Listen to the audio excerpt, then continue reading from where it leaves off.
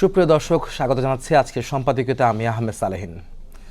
আইন শৃঙ্খলা নিয়ন্ত্রণে কঠোর অবস্থানের বার্তা দিয়েছেন প্রধানমন্ত্রী তারেক রহমান। স্বরাষ্ট্রমন্ত্রী সালাউদ্দিন আহমদ সতর্ক করে বলেছেন, অপরাধীর পরিচয় বিবেচনা না করে যে কোনো মূল্যে পরিস্থিতি নিয়ন্ত্রণে আনা হবে। মব মোকাবেলায় প্রয়োজনে নতুন আইনের ইঙ্গিত দিয়েছেন তিনি। জননিরাপত্তায় পুলিশকে সর্বোচ্চ সক্ষমতা দিয়ে কাজ করার আহ্বান জানিয়েছে সরকার। তবে পুলিশ বলছে, সন্ত্রাসীদের তৎপরতা ও রাজনৈতিক আশ্রয়ে চাঁদাবাজি আইন শৃঙ্খলা পরিস্থিতি অবনতির বড় কারণ। প্রাসঙ্গিক বিষয় নিয়ে আজকের সম্পাদকীয় আইন শৃঙ্খলা ও জননিরাপত্তা। আর এই বিষয় নিয়ে আলোচনার জন্য স্টুডিওতে উপস্থিত আছেন ফজলে হুদা বাবুল, সংসদ সদস্য বিএনপি, এবং ডক্টর আতিক মুজাহিদ, সংসদ সদস্য এনসিপি। দর্শক, আপনারা এই আলোচনায় সরাসরি অংশ নিতে পারেন। আলোচনায় অংশ নেওয়ার জন্য সরাসরি কল করতে হবে টেলিভিশনের পর্দায় দেখানো নম্বরে। এছাড়াও ফেসবুকের মাধ্যমে আপনাদের মতামত পাঠাতে পারেন। আলোচনা শুরুর আগে জানিয়ে দিচ্ছি আজকের প্রধান শিরোনামগুলো। পুলিশ কোনো দলের নয়, আর যেন ফ্যাসিবাদী শক্তি ব্যবহার করতে না পারে, শপথ নেওয়ার আহ্বান প্রধানমন্ত্রীর। নিরাপরাধ কাউকে হয়রানি না করার নির্দেশ।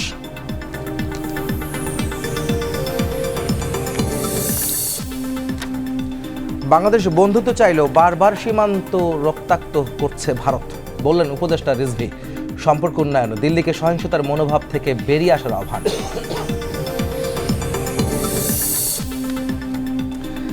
হামে ঝরল আরও 11 শিশুর প্রাণ, একদিনে হাসপাতালে ভর্তি রেকর্ড 1708। ঢাকায় আক্রান্ত ও মৃত্যু কমলেও বাড়ছে বাইরে, অন্য রোগের অ্যান্টিবায়োটিক কাজ না করায় উদ্বেগ। বাজেটের আকার বাড়ছে প্রায় 1.5 লাখ কোটি টাকা, উচ্চ প্রবৃদ্ধির ধারায় ফেরার লক্ষ্য। অপ্রয়োজনীয় প্রকল্প বাদ দেবে সরকার, সবাইকে অর্থনীতির মূলধারায় আনতে চান মন্ত্রী। এবং ট্রাফিক আইন ভাঙলেই কাটা যাবে পয়েন্ট, বাতিল হবে লাইসেন্স। সড়কে শৃঙ্খলা ফেরাতে চালু হচ্ছে আরএসপিএস। একতরফা সাজা চাপানোর অভিযোগ চালকের, কার্যকারিতা নিয়ে প্রশ্ন।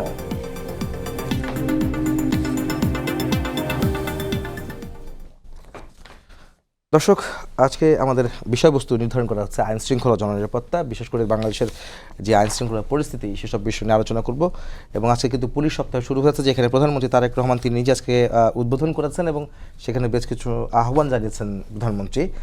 সেসব বিষয় নিয়ে আলোচনা করতে প্রথমেই আমি যাব আমাদের অতিথির কাছে, যেখানে আতিক মুজাহিদ, এনসিপির সংসদ সদস্য। তার কাছে প্রশ্ন থাকবে যে দেশের বর্তমান আইন শৃঙ্খলা পরিস্থিতি, সরকারের উদ্যোগকে আসলে আপনারা কীভাবে মূল্যায়ন করবেন বিরোধী দল হিসেবে? জি, অসংখ্য ধন্যবাদ। দেখেন, আইন শৃঙ্খলা ইস্যুটা এসেছিল পার্লামেন্টের লাস্ট দিন। আমাদের স্বরাষ্ট্রমন্ত্রী কিন্তু বলেছেন যে 1 তারিখ থেকে আমরা একটা মেসিভ দেখতে পাবো। মানে উনি বলতে চাচ্ছিলেন যে সারা দেশব্যাপী একটা অভিযান চালিয়ে একটা আইন শৃঙ্খলাকে সিস্টেমে নিয়ে আসবেন, এবং উনি বলতেছেন মবকে স্টপ, এরকম অনেক কথা বলেছেন আর কি, মব কালচার এসে। এখন আমি যদি একটা রিপোর্ট বলি, গত 24 ঘন্টায় 12 জন খুন হয়েছে, 12 জন অলরেডি, শুধুমাত্র গত 24 ঘন্টায় একটা রিপোর্ট এসেছে। এরপরে আমরা গাজীপুরের 5 জন খুন, তারপরে ব্যাপক হারে আমরা সবার কাছে দেখলাম যে খুবই একটা বাসায় হয়েছে, খুন করেছে। অনেক রিজন আছে। তো বেসিক্যালি চাঁদাবাজির কথা আপনি নিউজ বলতেছিলেন, আমরা একটা রিপোর্ট দেখলাম যে একটা রিপোর্ট এসেছে মিরপুরের 76 জন চাঁদাবাজ, তার মধ্যে এখানে নিয়ন্ত্রণ বা তাদের শেল্টার দেন যারা, তারা হচ্ছেন যে প্রায় 35 জনের মতো। এরপরে মেইন হলো 11 জন। এডিসি জুয়েল সাহেব, উনি মোহাম্মদপুরের গডফাদার নিয়ে বলতেছিল যে যাদেরকে আমি ফোন দিতাম যে ভাই গডফাদার এনাদেরকে চাঁদাবাজে স্টপ করতে বলেন, বলছে তারাই হচ্ছে আবার godfather. So who are this people? All are related to the government party. তো সরিষার ভিতর ভূত, আপনি কীভাবে কী করবেন? সো যদি রিয়েলি গভর্নমেন্ট আইন শৃঙ্খলার কথা যদি রিয়েলি কনসার্ন হয় রাষ্ট্রে, এখন আপনি বলেন যে খুবই সবাইকে নিরাপদে আছে, আই ডোন্ট থিঙ্ক সো। অনেক জায়গায় অবনতি ঘটেছে এবং খুব বেশি আমরা ফিজিবল ফাংশন আমরা দেখতে পাইনি। এখন হয়তো প্রচুর পরিমাণ ট্রান্সফার হতেছে রেগুলারলি, এবং আমরা এমনও দেখতে পাইলাম যে জানি না সত্য মিথ্যা, জাস্ট একটু আগে রিচেক হয়েছে যে একজন এমন রয়েছে যারা ওই সময় 18 সালের দিকে এই আজকে ফেসিবাদ বিরোধী যারা শক্তি ছিলাম সবাইকে হিট করেছে, তারা এখন পদোন্নতি পেয়ে যাচ্ছে। তাহলে কোনো ফাঁক ফোকর দিয়া, ফেনীর একটা ইস্যু আমরা এসপির ব্যাপারে দেখলাম। তো এইরকম অসংখ্য জায়গায় আপনার যে আইন শৃঙ্খলাটা যে স্টাইলে আনতে চান সেটা নেই। দ্বিতীয়ত হলো, অনেক জায়গায় আমরা এরকম দেখতে পাচ্ছি যে সরকারি দল গেলে মামলা নিচ্ছে, বেসরকারি দল বা বিরোধী দল গেলে মামলা নিচ্ছে না। উপরের নির্দেশ, দ্য সেম থিং যেটা আমরা শেখ হাসিনার সময় দেখছিলাম, তাকায় থাকতে হবে উপরে কী বলে। মানে আইনে যে একটা নিজস্ব গতি, সেটাও কিন্তু অনেক জায়গায় নাই।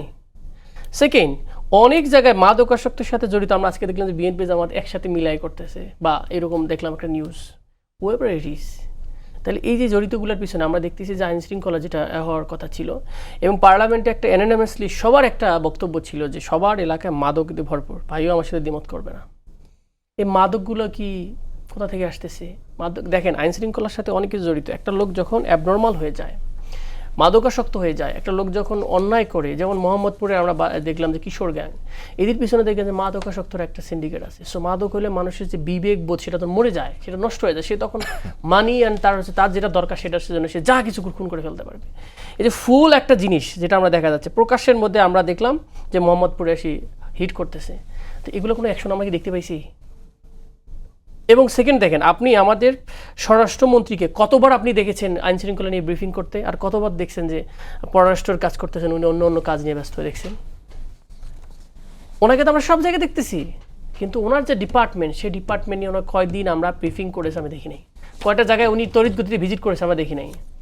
আর শেখ হাসিনার সময় হলো মায়া কান্না করার জন্য হলো অনেকে যাইতো, কিন্তু আমরা দেখলাম যে আমরা গাজীপুরে উনি তো মনে হয় রমনা থানা উনি গিয়ে ভিজিটে গিয়েছেন, স্বরাষ্ট্রমন্ত্রী আমরা রমনা থানার শিখরানা বলছি আর কি, যেমন এটা একটা এক দুইটা আপনি বলেন, আপনি যে ভিজিবিলিটির কথা বলেন, আপনি যেটা কমিটমেন্ট দিলেন লাস্ট বক্তব্যে, আমি আপনার কথা কিন্তু দ্বিমত না, যে ভিজিবিলিটি যে বিষয়টা আপনি বলছেন বিরোধী দল হিসেবে যে আপনার মূল্যায়নটা, সেখানে একটা বিষয় যে 2.5 মাসের মধ্যে তিনি কিন্তু একটা রমনা থানায় গিয়ে দেখিয়েছেন যে গিয়েছেন, মানে যাচ্ছেন, মানে এই প্র্যাকটিসটা কোনো মন্ত্রী যান কিনা আসলে আমাদের এখানে কিন্তু আমরা দেখিনি অনেক সময়, অনেক বছর ধরে। দেখেন আমরা কিন্তু কথায় কথায় আগে পদত্যাগ চাইতাম, উপদেষ্টাদের এত ভিজিবল ছিল। এখন আমাদের মন্ত্রীদের ব্যাপারে আমরা খুঁজে পাচ্ছি, এবং নিজে কমিটমেন্ট দিয়েছিলাম আমরা সারা দেশে অভিযান চালিয়ে, আমরা লিস্ট হইতেছে, চাঁদাবাজদের লিস্ট হইতেছে। We want to C the action, যে যারা এরকম ছিল এরকমকে ধরা হয়েছে, এবং নিজের দলের লোক ধরে বুঝতে পারেন যে আমার দলের লোককে আমি ধরছি, আইনের শাসন আমি প্রতিষ্ঠা করেছি, দেন আই উইল বিলিভ। আরেকটা কাহিনী দেখেন, এটা আমাকে প্রাসঙ্গিক ক্রমে আনতেই হবে। আমরা একটা ছবি দেখলাম আজকেই, এটা আপনারা দেখেছেন যে ওই রাস্তার পাশে দোকান নিয়ে, সে দোকানগুলোর মধ্যে দেখবেন যে এমনভাবে ঘর টানা হয়েছে রাস্তায় খুঁজে পাওয়া যাচ্ছে না। তাহলে আপনি উচ্ছেদের নাম দিয়ে তো আপনি তো আরও ভালো চাঁদাবাজি, সুন্দর স্টাইল স্মার্ট চাঁদাবাজি, কার্ড দিয়ে দিয়ে চাঁদাবাজি হচ্ছে। তো এইগুলোর পিছনে কারা ব্যাকআপ দেয়? এগুলোর পিছনেই কিন্তু প্রভাবশালীরাও দেয়। এবং এই যখন টাকা যখন আপনার নতুন আসে, একটা মানুষ কখন হয় জানেন, মাফিয়া টাইপের হয়, উইদাউট কাজ করে যখন সে টাকা পায়, তখন সে টাকাটা গরম থাকে। দিনে দিনে যদি আপনি টাকা পান, কাঁচা টাকা, এটার গরম অন্যরকম হয়ে যায়। This is what happening. এই মাদক ব্যবসা করলে প্রচুর টাকা পাওয়া যায়, দ্রুত টাকা আসে, দ্রুত বড়লোক হয়ে যায়, অনেক বেশি অ্যাডম হয়ে যায়, আর প্রভাবশালী খাটিয়ে আপনার এলাকা দখল করে করে আপনার দোকানদারকে দিয়ে আপনি ইনকাম করতেছেন। সো এইগুলো একটা, আমি কতদিন ধরছিলাম এক ছাত্র দলের ছেলেরে, শিশু হসপিটাল, যেহেতু আমার মেয়ে অসুস্থ ওখানে আছেন, আমি বললাম এখানে তো কয়েকদিন আগে এই অফিসটা ঢাকা কি বলে ঢাকা 2 নং ওয়ার্ড ঢাকা শিশু হসপিটাল জোন যুবলীগের অফিস, এখন কার অফিস? বলছে এটা যুবদলের অফিস এখন। So you understand, just change the system, nothing else, but I expect something better from this government. আপনি তো এই কথাটা বলছেন না, মানে বলছেন না বলতে আমি শুনছি না আপনার কাছ থেকে, সেটা হচ্ছে যে র্যাবের পক্ষ থেকে মনে একটা চাঁদাবাজের একটা লিস্ট তালিকা তৈরি করা হয়েছে, যেখানে বিএনপি বা অঙ্গ সংগঠনের যারা নেতা তাদের নামও দেখাচ্ছি আমরা বা শুনছি।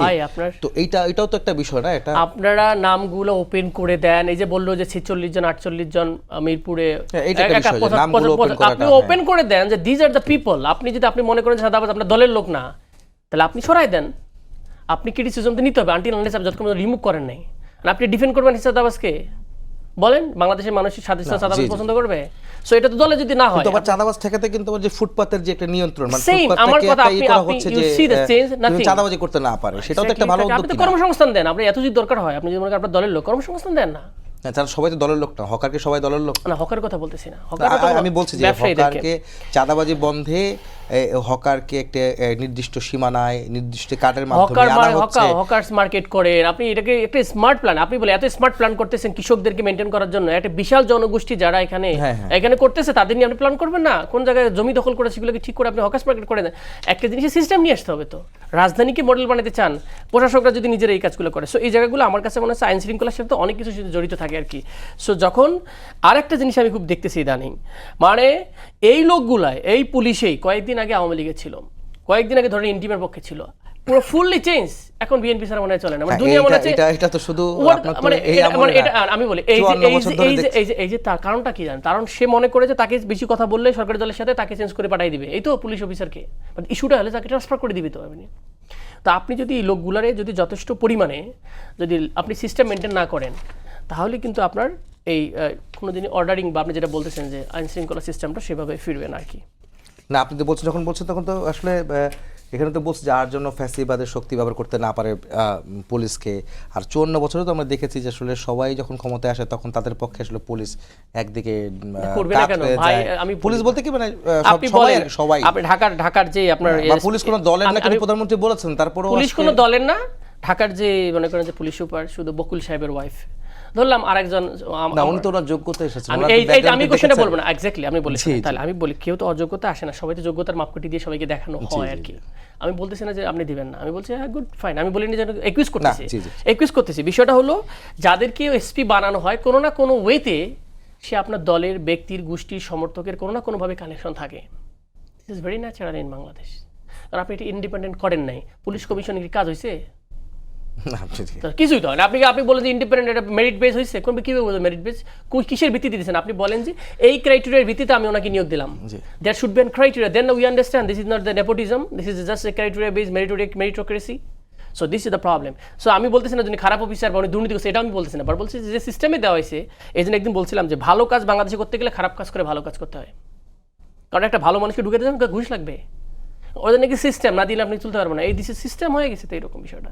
So police is a big system, পুলিশের নাকি একটা ট্রান্সফার করতে টাকা লাগে এত টাকা, এসে কে সেজন্য লিখতেছে উড়ো কথা। যদি আমি বলা উচিত না যে একটা এসআই চেঞ্জ করতেও যদি এত টাকা লাগে, তাহলে সেই এসআই আবার কিভাবে সৎ থাকবে? যে আতিক ভাই, আপনার কাছে একটা প্রশ্ন থাকবে, বাট এটা আপনি উত্তরটা আমি পরে নিব। সেটা হচ্ছে যে এটা সমাধান আসলে কীভাবে সম্ভব।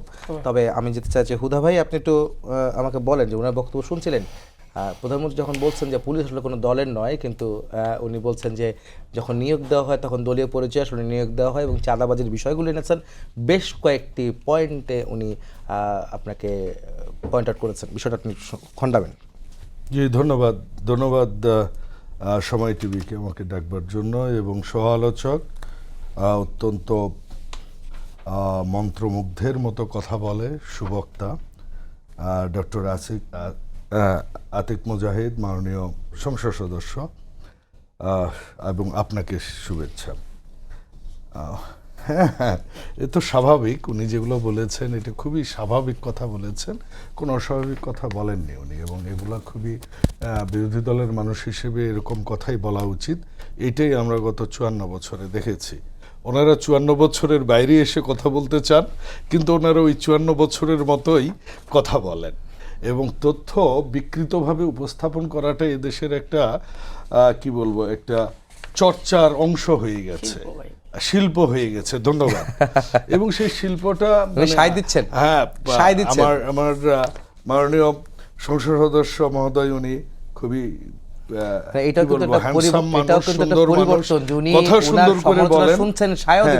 হ্যাঁ, আমি সায় দিচ্ছি।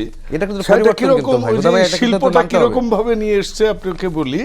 ওনাদের যখন রাজত্ব ছিল, মানে যখন ইউনূস সরকার ছিলেন, তখন সরকারি হিসেবে প্রত্যেক মাসে সরকারি হিসেবে 280 জন খুন হতো, যেটা আমি 12 দিয়ে গুণ ভাগ করলাম, দিনে 23 জন, এখন হচ্ছে দিনে 12 জন। আমি 12 জনকে সাপোর্ট করছি না, এটা শূন্য হওয়া উচিত, এবং ওনার এই সমালোচনাকে স্বাগত জানাই। এবং সে কারণে আমি যখন দেখলাম যে না, এটা 280 আছে, আমি আবার প্রতিদিন গড়ে কত এটারে হিসাব করলাম 12 দিয়ে ভাগ দিয়ে।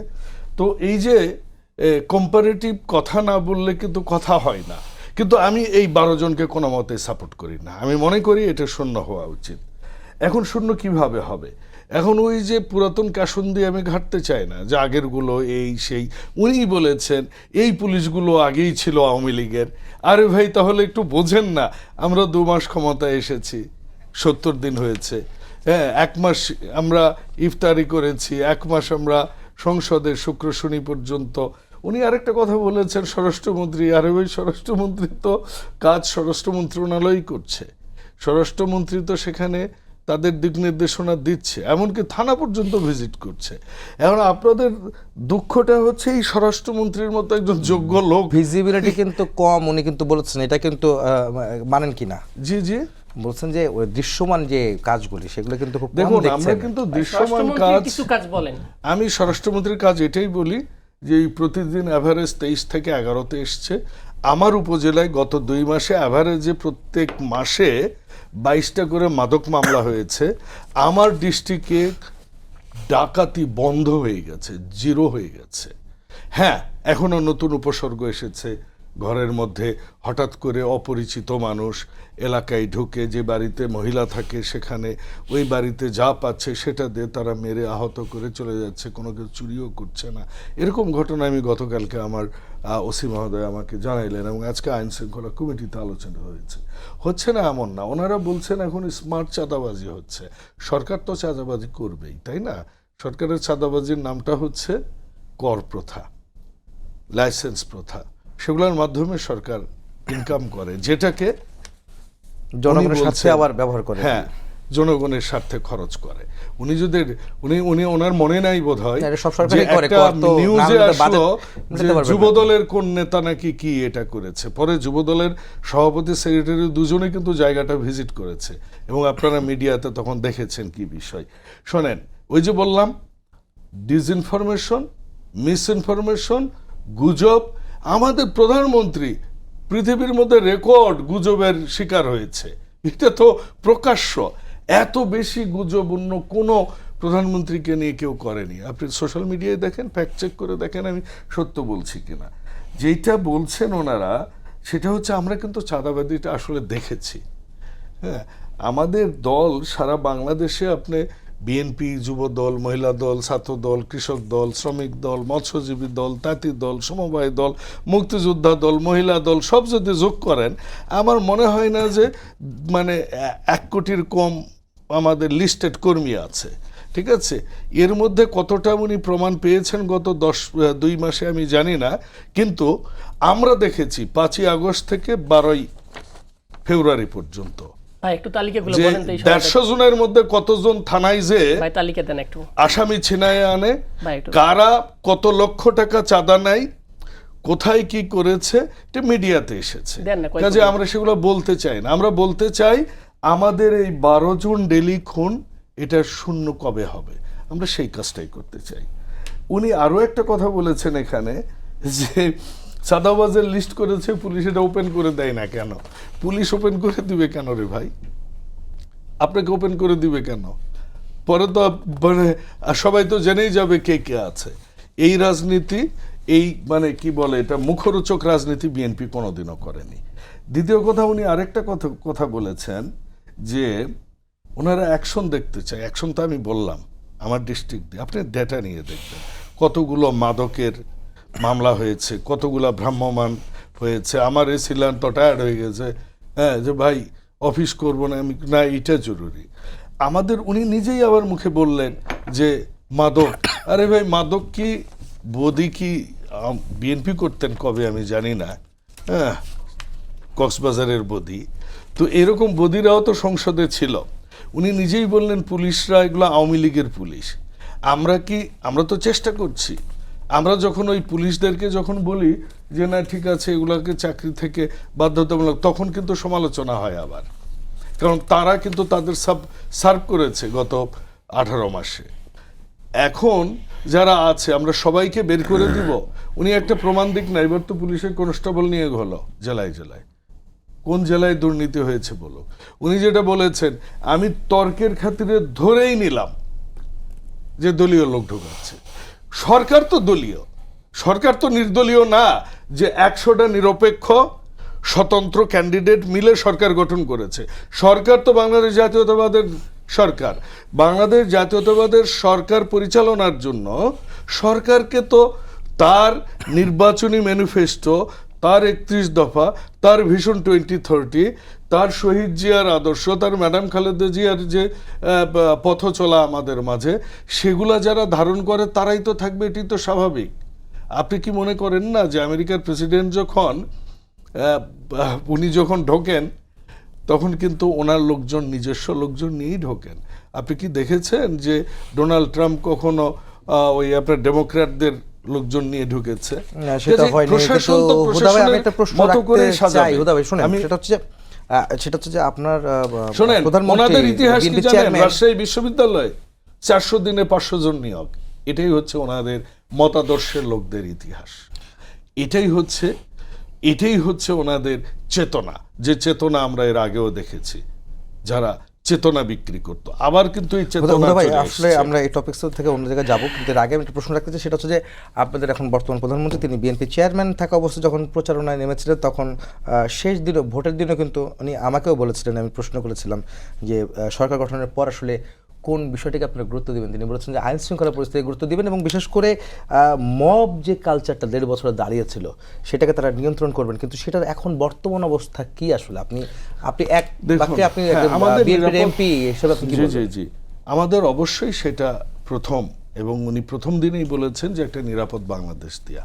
আমি পরিসংখ্যান দিয়েই কিন্তু ওটা আপনাকে বললাম, 1 বছর আগে বা তারও আগে বা গত 5 বছর 10 বছরের যদি আপনি ডেটা নেন, আমরা তার চেয়ে এই 2 মাসে অনেক এগিয়ে গেছি। তবে এই এগোনো নিয়ে আমরা সন্তুষ্ট নয়, এটা আরও হবে, এবং আমরা একটা নিরাপদ বাংলাদেশ গড়তে বদ্ধপরিকর। না, এটা তো ঠিক আছে, কিন্তু মব কালচার কি এখনো আছে? বা মব Mob কালচার আমরা culture দেখি তো তো এখন অনেক almost সময় কমে দেখছি বা গেছে। কমেছে কিনা মানে? আপনি ওভার দ্য নাইটে তো এমন না যে ফু দিবেন আর শেষ হয়ে যাবে, বাট এটা আপনিও নিজে দেখেছেন, এটা অলমোস্ট শেষের দিকে। 2-1টা কেস হয়েছে, এটা আমি অস্বীকার করব না, আপনার কুষ্টিয়াতে হয়েছে, 2-1 জায়গায় হয় এটা, কিন্তু এটা অনেক রিডিউসড, অলমোস্ট নেই বললেই চলে। জি, আতিক মুজাহিদ ভাই, আপনার কাছে আমার প্রশ্ন থাকবে যে ভাই তো অনেকগুলো কথা বলেছে, আপনার পয়েন্ট ধরেই বলেছে, কিন্তু এর মধ্যে আমি একটু জিনিস জানতে চাই যে সরকার যখন বলছে যে পুলিশ কারো দলীয় পার ডে নয়, কত করে বললেন মারা গেছে দিনের সময়? আমি ভাই আচ্ছা, আমি একটা রিপোর্ট দিই গত 3 মাসে। না, আমি প্রশ্নটা মনে করতে পারি, শেষ করি একটু, হ্যাঁ। প্রশ্ন শেষ করে নিই। সেটা হচ্ছে যে বিশেষ করে গত 1.5 বছরে এনসিপি তো নতুন একটা দল, কিন্তু এর আগে আপনার তো ছাত্র রাজনীতি বা ছাত্ররা আপনার যে আন্দোলন অভ্যুত্থান করে সরকারকে হটিয়েছিলেন, আওয়ামী লীগ সরকারকে, কিন্তু তার পরবর্তীতে মব কালচারটা প্রতিদিন কয়েকশো, মানে গত 1.5 বছর অনেকগুলো ঘটেছে, আমি বলি হাজারের উপরে চলে 1600 গেছে। আন্দোলন হয়েছে। আমি ওটা সেটার এখন বর্তমান কি অবস্থা বলেন আমি তো? ওটা আসতেছি। না না, এখন কি ভাই অবস্থা? আপডেটটা দিয়ে দিই। জি। দেশ জুড়ে সহিংসতার বিস্তার গত 3 মাসে, জানুয়ারিতে 287 খুন, ফেব্রুয়ারিতে 250, মার্চে 317, এপ্রিলে এখন পর্যন্ত হয়েছে প্রায় 15 এপ্রিল শুধু একদিনে হয়েছে 16 জন খুন। তো এইরকম আমি যদি বলি আর কি, যে খুনের কথা ভাই যেটা বললো, এটা আপনি কোন ডকুমেন্টে, মানে কোন পেজে দেখছেন? বঙ্গোগ্রাফি আছে, আপনার নিউজ দেখেন।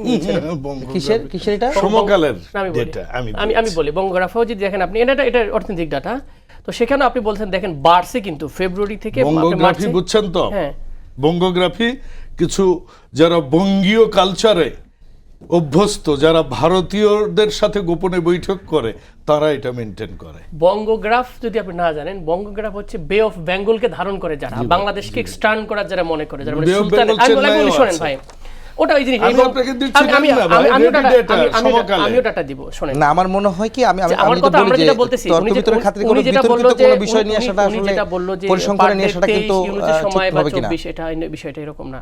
বিষয়টা হচ্ছে হত্যাকাণ্ড ঘটতেছে, আপনি এটাকে ডিনাই না করে অ্যাড্রেস করেন, how to reduce it. Exactly, ওই সময় exactly. বলতেন যে নির্বাচিত সরকার নাই, ওই সময় বলতেন যে একটা ভাঙাচোরা উইক গভর্নমেন্ট, এখন বলতেছেন আপনি ডেমোক্রেটিকলি, এখন বলতেছেন আপনি 3 মাসে, কয়দিন আগে বলছে 2 মাসে, এভাবে বলতে থাকবেন, আপনি ডিনাই করতেছেন। আমার কথা হচ্ছে মানুষ দেখে আন্তরিকতাটা কতটুকু। এই একটা ঘটনা গেল, আন্তরিকতা আপনি দেখছেন, আপনি ঘটনা, আপনি 5 জন লোক মারা গেছে, আপনার হত্যা করে হয়েছে, আপনি বলেন তো কি স্টেটমেন্ট দিছে আপনার স্বরাষ্ট্রমন্ত্রী? একটা স্টেটমেন্ট বলতে পারবেন? স্বরাষ্ট্রমন্ত্রী কমেন্টটা বলেন আমাকে, গত 1 সপ্তাহ ধরে উনি গাজীপুরে 5 জনের কথা বলছেন, যে কোনো ইস্যুতে উনি কমেন্ট বলেন। আচ্ছা, 5 জনের কথা যদি বলি, সেই পরিবারের যদি একজন পিতা আমি তার জানি না পরিবার মারছে, আমি সদস্যকে বললাম, হত্যা করে, সেখানে আসলে আইন শৃঙ্খলার পরিস্থিতি এখানে অবনতি আমার কি আছে বা নিয়ামতপুরে আমি জানতে চাই, পরিবারের আপনি মুজাহিদ ভাই, চারজন আমি জানতে চাই, সেটা হচ্ছে যে এটা ঘরের মধ্যে হত্যাটা হচ্ছে। আপনাকে আমার বলি- ঘরে আমি ধরেন 5 জনকে মেরে ফেললাম, আমার পরিবারের সদস্যকে, আমার ঘরে কি পুলিশ দিবে? জিনিসটা বলি, প্রোটেকশন ঘরে বেতন এখানে হলে সেটা হবে না। বিষয়টা হচ্ছে আইন শৃঙ্খলা বলতে সেফটি, সিকিউরিটি বলতে বোঝায় যে কোনো জায়গায় সিকিউরিটি দেওয়ার গভর্নমেন্টের দায়িত্ব। আচ্ছা, গভর্নমেন্ট যদি বলে, আপনি তার প্রেস ব্রিফিংটা দেখছেন, আমার কোশ্চেনটা হচ্ছে এটা, ও জি জি জি, আমি কিন্তু তার ভিজিবিলিটি দেখি নাই, আমার কথা বুঝতে পারছেন? আচ্ছা, তারপরে আপনি কোশ্চেন করছেন যে তখন তো আবার বলবেন যে সব বিষয়ে আমরা তো স্বরাষ্ট্রমন্ত্রী কথা বলেন। যা যেটা ডিপার্টমেন্ট, স্বরাষ্ট্র সবার ডিপার্টমেন্ট স্বরাষ্ট্র কথা বলবে, কতগুলো বিষয়ে কথা বলবে, স্বরাষ্ট্র অবশ্যই রিপিট করতে হবে। আপনি দেখেন, উনি যেটা বললেন যে আপনি বললেন 1600 বা 1500 আন্দোলন হয়েছে, মব হয়েছে, মব, এই যে মব, এবং এর জন্য অনেক সময় আপনাদেরকে দায়ী করে, এনসিপি কে এবং ছাত্রদেরকে বেশি দায়ী করা মব হয়। বলতে বলতে এমন একটা জিনিস করতেছেন, আপনি কয়দিন পর আন্দোলন বন্ধ করে দিবেন। তো এখন যেটা হইতেছে, আজকে আমি কথা বলেছি, সম্ভবত এনজিও ফাউন্ডেশন, ওনারা একটা 1200 কর্মকর্তা যারা হচ্ছে ওয়ার্ল্ড ব্যাংকের সাথে কাজ করে, জি, এখানকার এমডি এবং এটা এখানকার যে চেয়ারম্যান দুইজনের দুর্নীতিগ্রস্ত, পুরো ফুল 1200 কর্মী তারা সাইন করে দিয়ে দিছে জমা, কিন্তু কোনো অ্যাকশন হতেছে না, কারণ ওই সচিবের সাথে তার সম্পর্ক আছে, ওনাকে সরাচ্ছে না। এখন তারা যখন মুভ করছে, সচিব বলাই তোরা তো মব করতেছো, লজিক্যাল মুভমেন্টকেও কিন্তু এখন মব বলা হয়। সো এটাও কিন্তু আমরা এইভাবে ডিফারেন্সিয়েট করতে হবে। Mob, what is the meaning of mob? Mob মানে হচ্ছে এটা ইউরোপিয়ান যখন কলোনাইজ ছিল তখন কিছু লোককে এমনি পাওয়া যেত, ভাসমান চাইলে আসে, কিন্তু আপনার ন্যায্য দাবি দাঁড়াবেন তাকে মব বলবেন না, তা তো অবশ্যই আপনি দেখেন ঢাকা বিশ্ববিদ্যালয়ে সেদিন আমাদের দেখলাম ডাকসুর ছেলেপেলে গেছে, যারা টাকা নিয়ে আসছে ইউজিসি থেকে, যে তারা কি করবে, একটা বাস করবে শনিবারে ছাত্রদের জন্য। এখন তারা আন্দোলন করতেছে ট্রেজারার মন চাইনে দিবে না, কারণ এই ডাকসু সফল হলে নাকি অন্য দল সফল হয়ে যেতেছে। ইস্যুটা দেখবে যে একটা চালু হলো সেই জিনিসটা না, ওনার দিকে ওই দল সফল হলো কেন বা বিরোধী দল সফল হলো কেন, এই ধরনের মানসিকতা আমাদের সামনে কি আমি জানি হুয়েভার দ্য ট্রেজারার। তো এই জিনিসটা যদি এইভাবে দেয়, বলে তোমরা মব করতেছো, দিস নট দ্য মব। তো এই কমনভাবে মব করার একটা কালচার এরকম না, mob it's a different cases, যেগুলো হচ্ছে উস্কানি দিয়ে আপনার মানুষকে নিয়ে যাচ্ছেন, একটা হচ্ছে ন্যায্য দাবি আন্দোলন করতেছে মানুষজন, সেটাকে ডিফারেন্সিয়েট না করেন। আমার কথা বলুন তো, আড়াই মাসে কি ন্যায্য দাবি নিয়ে কোনো আন্দোলনের সরকার বাধা দিয়েছে? কোথায় বর্তমান সরকার? আমি জানতে চাই। আন্দোলন করছে কেউ?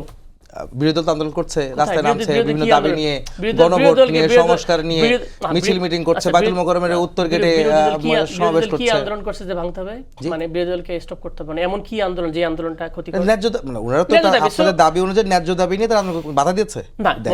মব বলতে কোনটা, যে আপনি যে বলছেন, আপনি যে পরিসংখ্যান যে 1600 মব হয়েছে অন্তর্বর্তীকালীন সরকারের অধীনে, সেই সময়টা আমরা দেখেছি প্রতিদিন রাস্তায় বেরোতাম, আমি নিজে রাস্তায় বেরোতাম যে আজকে কোথায় কোন মোড়ে মব তৈরি হয়ে দাঁড়িয়েছে বিভিন্ন মাধ্যমে, অনেক সময় অনেককে দোষারোপ করা হয়েছে। গ্রুপ করছে, এটা তো তখন আইন শৃঙ্খলায় ছিল না, সেইটা কি বন্ধ হয়েছে কিনা, মানে আমার কথা হচ্ছে কম্পারেটিভলি তো অবশ্যই তো বন্ধ হয়েছে, এইটাই এক্স্যাক্টলি অবশ্যই অনেক বন্ধ হয়েছে, এই বিষয়গুলো এখন নাই, মানুষও বুঝে গেছে যে সব জায়গায় সব। এবং আপনার কথাও আমি পরিষ্কার যে আসলে একটা ভিজিবিলিটি দরকার, যে সরকারের যেটা দৃশ্যমান কোনো উদ্যোগ দরকার, যাতে করে সামনে আইন শৃঙ্খলা পরিস্থিতি আরো উন্নতির দিকে যায় এবং খুন খারাপি আসে না। আরেকটা উত্তর আমাকে দিতে হবে, আরেকটা উত্তর দিতেই হবে। উনি জিনিসটাকে এইভাবে বলছে, এটা খুবই চমৎকার। সেদিন আমাদের রাজীব ভাই কি আমাদের আরেকজনও বললো যে ইউনিট সরকারটা বেসিক্যালি ওনারা বলতে চাচ্ছে যে এনসিপির government, the taking is like that. আমি ভাই বললাম, যদি ইউনিট সাহেব নিজেও অন্যায় করে, he should be the accountable one. আপনি তার এই যে আপনি যেটা বললেন আমি শেষ করি, এটা একটা রং জিনিস, এটা হচ্ছে আরেকটা একটা সিস্টেম, মানে ইউনিসের উপর দায় চাপায় দেওয়া রাজনীতি। ইউনিস সাহেব কোন কোন জায়গায় এখানে করছে পারচেজ করার ক্ষেত্রে বলেন, ভিজিবিলিটি আমরা তো দেখলাম, হুয়ের কাহিনী আলটিমেটলি কখনোই বাংলাদেশের টিকা শর্ট ছিল না, এবং এখনকার যে টিকা দেওয়া হচ্ছে সেগুলো ইউনিস সাহেবের কেনার টিকা, ওটা বলবে ওনারা টিকা কেনার জন্য কেবল গেছে, কার টিকাগুলো দিচ্ছেন এখন স্টোরেজ করা 15 লাখ ইউনিস সাহেব, আমি ইউনিসের পক্ষে বলতেছি না, এটা কেনা ছিল। সুতরাং এটা দেখাচ্ছে কি, যেহেতু একটা ওনারা ক্যাশ সিস্টেম ম্যানেজ করতে পারতেছে না, এটা ঘটে গেছে, ইউনিসের উপর দায় চাপায় দেন, যদি ইউনিস সাহেব করে ইউনিস সাহেবের করেন। সুতরাং এই যে ইউনিসকে চাপায় দেওয়ার একটা আন্ডারস্ট্যান্ডিং, এটা আমি যেটা দেখতেছি পার্টিকুলারলি ইউনুস বলতে ইউনুস না, আমি এখন দেখতেছি বাট আওয়ামী লীগের এবং সুপা কিছু আওয়ামী লীগ বুদ্ধিজীবী যারা সুডো আকারে এখন বিএনপি সাজার চেষ্টা করতেছে বা এখন নিউট্রাল সাজার চেষ্টা করতেছে।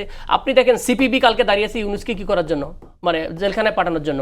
আজকে ছাত্র ইউনিয়ন দেখলাম আমরা, মেঘবল্লা বসুরা, হোয়াটস ইস্যু হলে 5 আগস্টের পরে যে গভর্নমেন্ট ছিল, জুলাই অভ্যুত্থান ছিল, জুলাই বা মুভমেন্ট যেটা ছিল, এইটাকে একটা এমনভাবে টেকিং করা, এটা একটা খুব খারাপ ছিল, ক্ষতিকর ছিল, এটা আওয়ামী লীগের বয়ান।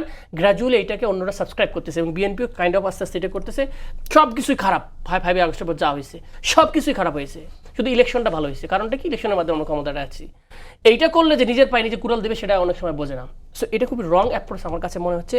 আইন শৃঙ্খলার তুলনা আপনি কেন এটার সাথে তুলনা দিবেন? 5 আগস্টের সাথে তুলনা কিছুই ছিল না একটা রাষ্ট্রের মধ্যে, সব পালিয়ে গেছে। যেখানে দেশের প্রধান ইমাম থেকে শুরু করে প্রধানমন্ত্রী সবাই পালিয়ে গেছে, আপনি সেখানে আইন শৃঙ্খলা আপনাকে টিকায় রাখছেন নেই, আপনার যে দুর্ভিক্ষ হয়নি সেটা তো অনেক বড় বিষয়। সে থ্যাঙ্কসটা কি দিছি আমরা কখনো?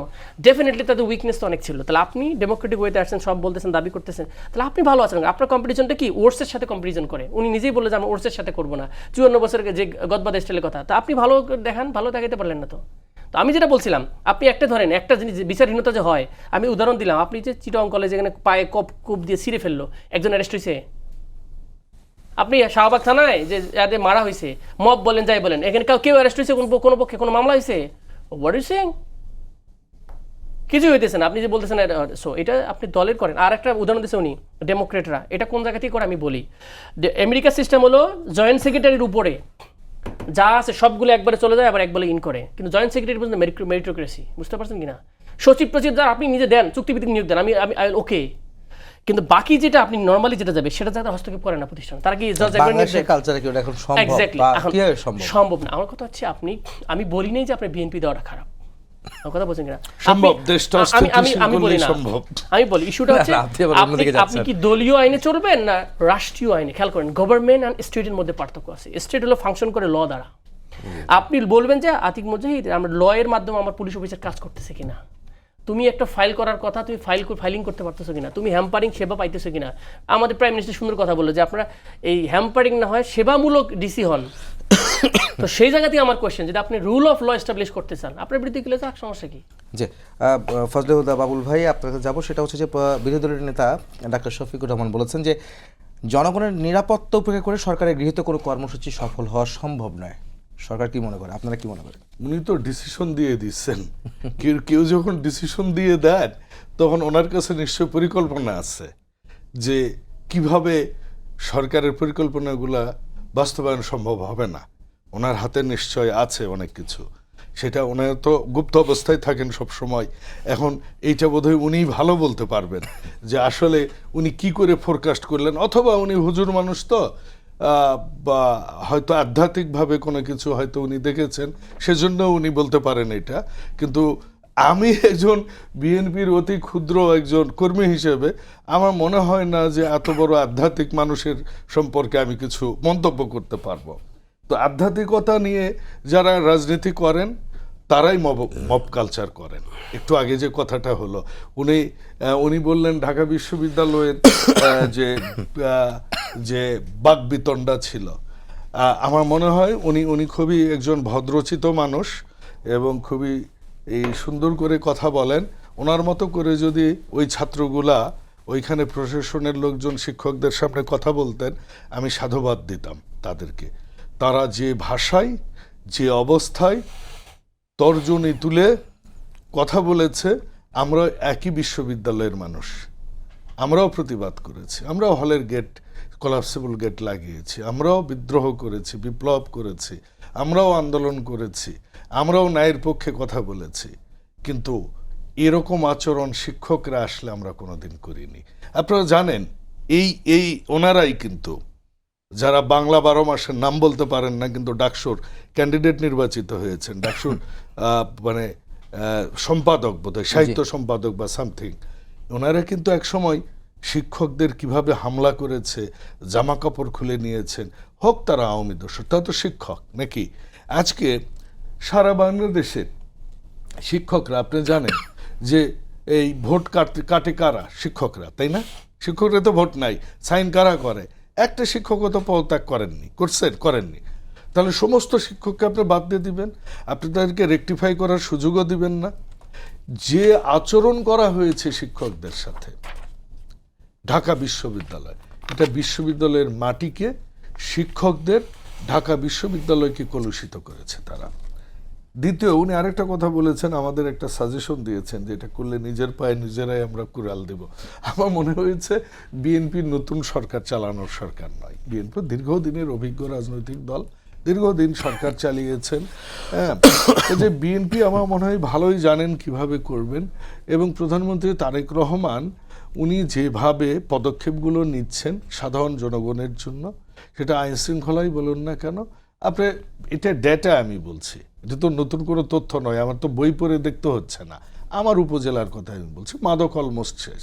আজকে আমাদের আইন শৃঙ্খলা কিন্তু বলছেন অনেকটা কিন্তু কমেছে, যে কিন্তু বিষয়টা উনি অবতারণা করতে পারতেন, দেখতে চান তারা, আসলে প্রত্যাশা তো সবার থাকেই। না, অবশ্যই, আমারও আমি তো সেটা বললাম, আমি নিরাপদে বাসায় ফিরবো, আমার পরিবার নিরাপদে থাকবে, আমার দেশ নিরাপদে থাকবে। যে আমি তো আমার প্রাথমিক বক্তব্যে আমি বললাম যে এটা আমার ইচ্ছা, আমার উইশ, আমার দলের উইশ, এই সরকারের উইশ যে 12 জনও হবে না।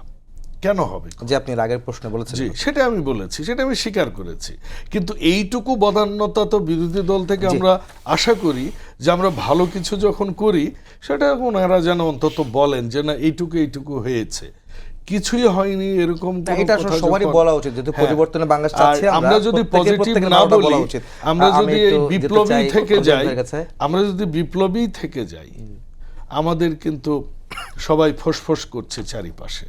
কাজে আমাদের কিছু কিছু জায়গায় সবার একসাথে হওয়া উচিত এবং সেই জায়গাটাতে সরকারকে সহযোগিতা, বিরোধী দলের সহযোগিতা। আমি একটু যাই আতিক মুজাহিদ ভাই, আমি একটু প্রশ্ন রাখতে চাই আমার স্বাধীনতা সার্বভৌমত্বের প্রশ্নে। এখনো কিন্তু বর্ডারে, সীমান্তে আমাদের বিজিবি দ্বারা ভারতের সীমান্তরক্ষী দ্বারা হত্যা কিন্তু থেমেনি। গতকাল কতজন নিহত হয়েছে ব্রাহ্মণবাড়িতে। একই সঙ্গে পুশিনের একটা বিষয় রয়েছে যে আমাদের এখানে পুশব্যাক করা হচ্ছে। তো এই বিষয়গুলো আসলে কীভাবে দেখছেন আপনারা? এবং সম্প্রতি যে নির্বাচন হয়েছে পশ্চিমবঙ্গে, সেখানে বিজেপি ক্ষমতাসীন দলের যে শুভেন্দু তিনি এসেছেন এবং তার তো বিষয় আপনারা জানেন, সেটা আসলে বাংলাদেশের সম্পর্কের ক্ষেত্রে, পররাষ্ট্রনীতিতে এবং দুই দেশের সম্পর্কের ক্ষেত্রে কতটা প্রভাব বিস্তার করবে এবং এই হত্যা আসলে কবে বন্ধ হবে? Very interesting. আসলে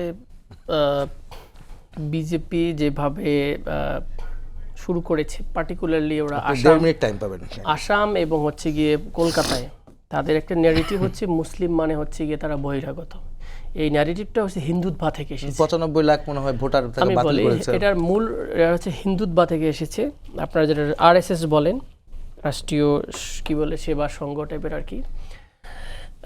ইট স্টার্টেড ফ্রম, আপনি বলেন যে 80 বা 90s এর দিকে এটাকে গ্রোয়িং করা শুরু করেছে হিন্দু ন্যাশনালিজম। ওখান থেকেই তারা মনে করে যে মুসলমানরা হচ্ছে ইন্ট্রুডার, এখানে তাদের এখানে দখল করছে, হিমালয় থেকে পুরা ফুল একটা অখণ্ড ভারত। এই কনসেপ্ট, এর বাইরে খ্রিস্টান যত মাইনরিটির গ্রুপ আছে, মানে মুসলিম মানে হিন্দু ছাড়া যারা আছে, জাস্ট এই বৌদ্ধদেরকে তারা মনে করে তাদের গ্রুপের মধ্যে একটা মানে ক্যাচালের মধ্যে একটা ফ্র্যাকশন, বাট বাকি খ্রিস্টান এবং হচ্ছে মুসলিমকে তারা মনে করে আউটসাইডার। এদেরকে তারা এই ল্যান্ডে যে কোনোভাবে টেকিং করা হবে, ঠিক আছে। এবং তারা মাদ্রাসায় বললেই নাকি মাথা এরকম হয়, দেখবেন কথার টোনিংগুলো দেখবেন এইরকম। এবং আপনি নাগাল্যান্ডের দিকেও তাকায় দেখেন, যেখানে খ্রিস্টান মেজরিটি, সেখানেও কিন্তু প্রচণ্ড রকম পরিমাণ মাইনরিটি পারসিকিউশন হচ্ছে। কিন্তু নিজেরা সেকুলার রাষ্ট্র দাবি করে, ধর্মাশ্রিত কাজ করে এবং প্রচুর পরিমাণ পারসিকিউট করে। এখন আসেন বাংলাদেশের সাথে তাদের রিফ্লেকশনটা কি? বাংলাদেশ হিস্ট্রিক্যালি আমি যতটুকু পড়াশোনা দেখেছি, বাংলাদেশটা অলওয়েজ ফর সবার জন্য কিন্তু ছিল এটা, মানে একটা নিরাপদ একটা রাষ্ট্র। কিন্তু আপনি কোনোভাবেই এখানকার যদি মতুয়াগুলো গোষ্ঠী বলেন, ওই দেশের সাথে অনেক ডিফারেন্স। এখানে খুব শান্তিতে সবাই থাকে, চাকরি বাকরি সব জায়গায় কিন্তু 30%-এর বেশি আমাদের এখানে হিন্দুরা চাকরি করতে পারে। তো আমার কাছে মনে হয় এটা গভর্নমেন্টের খুব স্ট্রং ভূমিকা নিতে হবে, যে মর্যাদাপূর্ণ আমাদের কি হবে, যেটা জিয়াউর রহমানের স্টেট ছিল আমাদের পররাষ্ট্র নীতির ক্ষেত্রে। খুবই স্ট্রংলি এটাকে কন্ডেম করতে হবে। কোনোভাবে পুশিন, কোনোভাবে এটা সুযোগ বাংলাদেশে নাই। আমাদের মায়ানমার একটা ডিস্টার্ব করে রেখেছে। সেক্ষেত্রে আপনাদের তো বিরোধী মত রয়েছে, সরকার রয়েছে, তারা একসাথে কি কাজ করবেন কিনা? এক্স্যাক্টলি, রাষ্ট্রের বাইরের শত্রু ঠেকানোর ক্ষেত্রে উইল বি টুগেদার। হ্যাঁ, সেটা কি হবে?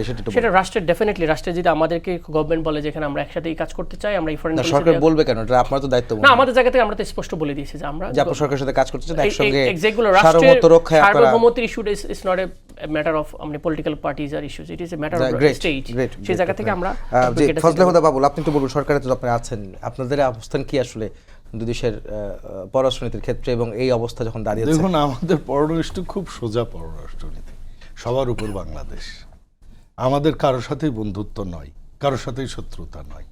আমাদের হচ্ছে বাংলাদেশের স্বার্থে আমরা সবার সাথে ডিল করব, আমরা সবার সাথে কথা বলবো, যখন যাকে দরকার হবে আমরা তাকে তখন নিব। যেটা আপনি শুরু করেছেন সীমান্ত হত্যা, আমাদের মাননীয় প্রধানমন্ত্রীর রাজনৈতিক উপদেষ্টা এবং বিএনপির সিনিয়র যুগ্ম মহাসচিব জনাব রুহুল কবির রিজভী ভাই যেটা বলেছেন, এটা তো আমাদের দলের কথা, এটা নিয়ে আর কোনো বক্তব্যের প্রয়োজন নাই। যেটা কথা সেটা হচ্ছে সরকারের কথাই যদি আসি, আপনি জানেন যে বগুড়াতে বিমান ঘাঁটি হচ্ছে, আপনি জানেন বিমান বাহিনীর প্রধান ইতিমধ্যেই ঘোষণা করেছেন এটা আমার প্রতিজ্ঞা যে আমি যুদ্ধ বিমান কিনবো।